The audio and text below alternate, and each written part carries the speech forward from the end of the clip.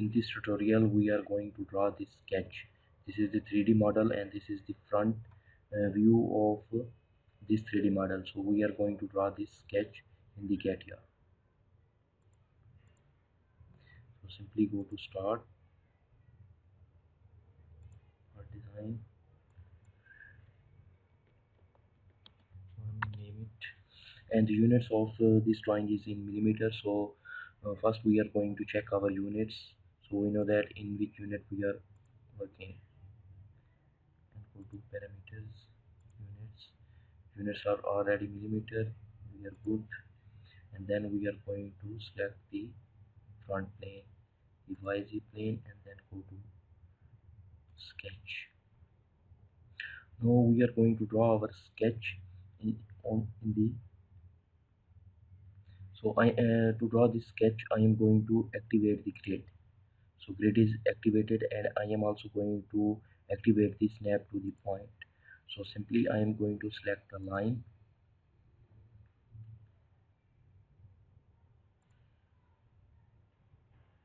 and now I am not going to add the dimension constraint.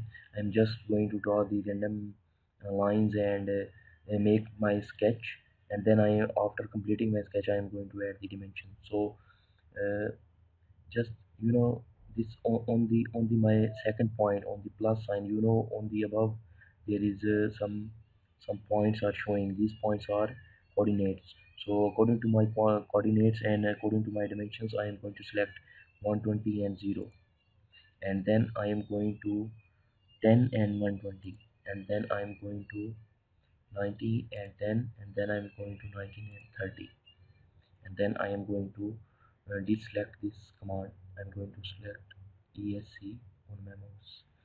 Okay, and again I am going to draw this sketch on the other side, 0 10, and then I am going to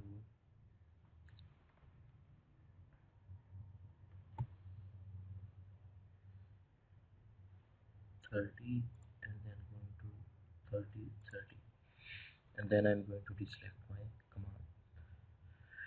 Now I am going to add the arc on the top of these 2 points. So to do that I am going to select the I'm going to select we can do this by any or command, but I am going to do this by the 3 points or starting with the limits. Select this point and then I'm going to select this point and make it like that.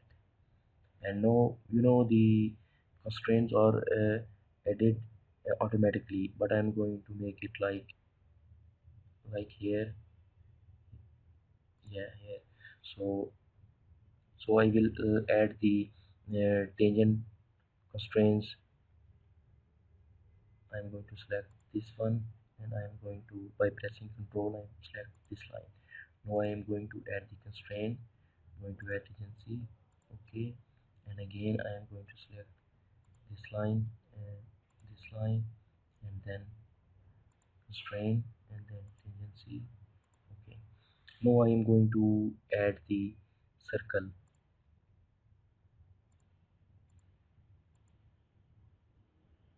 So this point is the center point of this arc. So I am going to select this point and I am going to make a circle, just a random circle.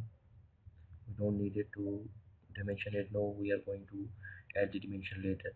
So now our sketch is completed, but it's not fully defined because the dimensions are not defined yet. So I am going to dimension it. I'm going to select this one and then select the dimension are 120, and then I'm going to select this line and dimension is 10, it's already 10. Then I'm going to select 25. Now I'm going to add this dimension by double clicking and then put 30 millimeter, and again I'm going to select this line and dimension it 30. Now the radius of this arc is 30. I am going to add this dimension, select this one, this, and the 30. we are going to delete this dimension because dimension is already added, and this is over defining our sketch. So I'm going to delete this dimension, and then again I'm going to select from center and from this line and put dimension. This dimension is 30, and then I'm going to select this dimension and this, and the diameter of this circle is 30. And now you see every line is green. That means these green lines are fully defined, but this line, this is not fully defined because it's white. So we are going to fully define it. What dimension left for this line? The height from this point to this point is left, and we already defined this length. So we can add the dimension constraint, and or we can also add the constraint by making this line and this line equal. So I am going to uh, add the dimension, let constraint dimension, and now you see all of our sketches green, so that means the whole sketch is fully defined. And we can change the color, display, and background will be white.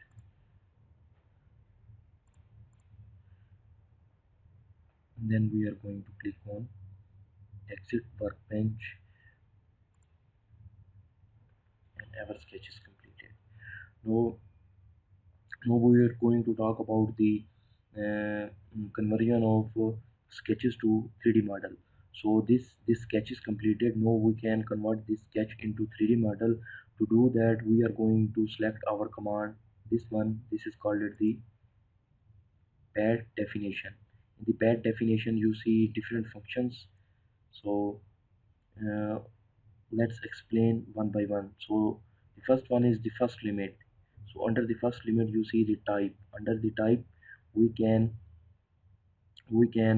select the types of our pad definition. So here now the dimension is selected. Dimension, the type dimension, meaning we are going to add the dimension. If it's up to next, it's that means we are going to extrude or add the material to our sketch with some reference. Up to last, up to plane, we are going to make our pad definition. The material will be added to a plane with the reference with the sketch. Up to surface, that means if there is surface away from the sketch, we can also uh, add the material from our sketch to that surface. So we are just going to use the dimension. In the length we are going to put the dimension, so how much we want the extrusion or the pad definition. So I am going to put 40, and after putting the 40 we can also reverse our pad definition uh, direction. So if we want in that direction or in that direction, and here is a mirror extent. If you activate this command, that means you are going to add the material on both sides of the sketch and on the sketch plane. So if I selected this mirror extend, now you see the material is added on both dimensions.